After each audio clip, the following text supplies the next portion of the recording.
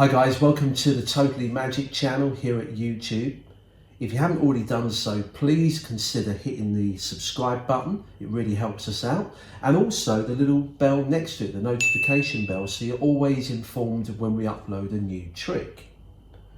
Today's magic is a classic among magicians. It's been around for many years, and this is my take on a classic card trick. It uses a regular deck of cards, and you introduce these to a spectator who's going to help you. And you say, we're going to perform a trick where you choose a card that's going to choose your card. But not only that, I'm going to make a prediction of something that's going to happen in the very near future. But before we start, can you shuffle this pack? Now the spectator will shuffle the cards. All fair? You're happy with that shuffle? Now I'm going to make my prediction before we actually start with the magic. You see, as we go through the cards, I'm going to find the prediction that I want to make. Now, as we go through, wow, you shuffled these up. It's right there in the middle. I'm going to pick this card out. That is going to be my premonition. That's going to stay in full view throughout. Please take your shuffled cards and deal the cards onto the table. Now, when you feel you've got enough cards, I just want you to stop. This is an absolute free choice on your behalf. And the spectator really does deal as many cards as he likes on the table. They stop at this point. You're happy there. We'll come back to those cards you've dealt there. Now I'm going to take the other cards and we'll give them a quick shuffle to really mix them up, because we're going to repeat this. This time I'm going to deal cards down and I want you to call stop when you feel we've dealt enough cards upon the table. Stop there. You're happy there. Now you've actually dealt probably about halfway. If we take a look, it's the 9. You could have had the 6, the 10, the 8, the 3, the 5, the 7. But if you have a look, you've probably dealt about half the cards. But it's not this card that's going to be your card. This is going to choose your card. You see, it has a value of 9. None of us could have known that. Remember, you did shuffle the cards. If we come back to the cards that you dealt earlier, the 9th card, 1, 2, 3, 4, 5, 6, 7, 8. Is that the 9th card? Just here. And of course, you can see all the cards. If you had picked a lower or higher number, you would have had one of these or one of these. This is the card you arrived at. This is my prediction. You see, I thought that you would pick a black 10. Out of all of the cards you could have gone for, you too picked the black 10. And that is a perfect match. A perfect prediction. A card chooses your card. So here's a tutorial for this very simple, almost self-working trick. I say almost because you have to put a little bit of effort in, only seems fair, but you need just a regular deck. There's no special cards involved and there's no setup, so you can do this impromptu.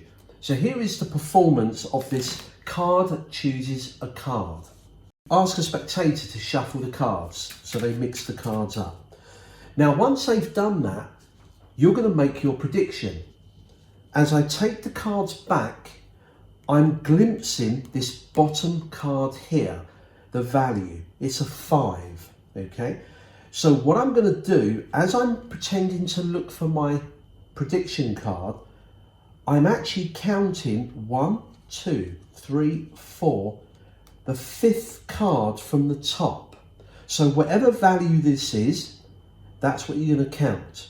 So the 5th card, that will be their chosen card, the 3 of clubs. So what you do is you go through and you find its mate.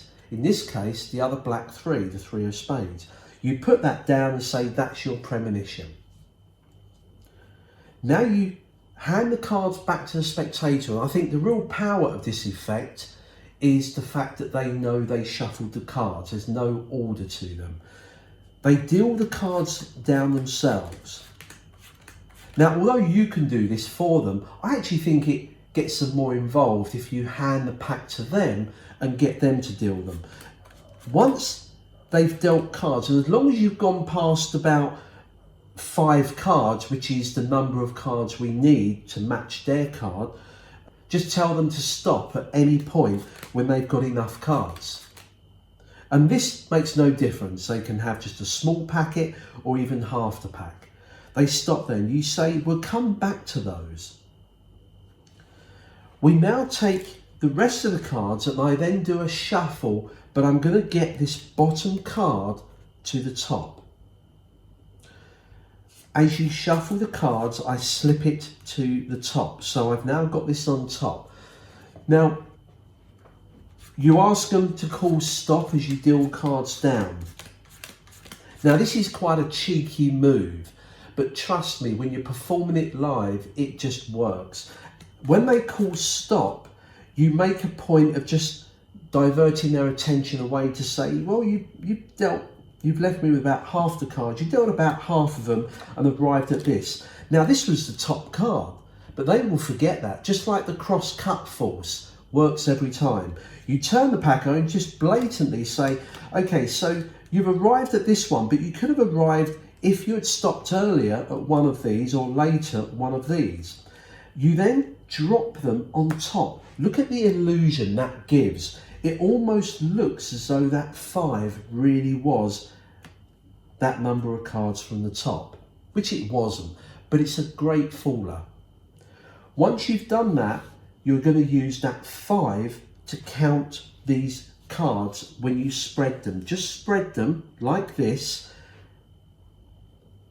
and then you count 1, 2, 3, 4. This is going to be the card that matches the prediction, and there it is. It works every time. It's simple, direct. It's a 2-3 minute trick at best.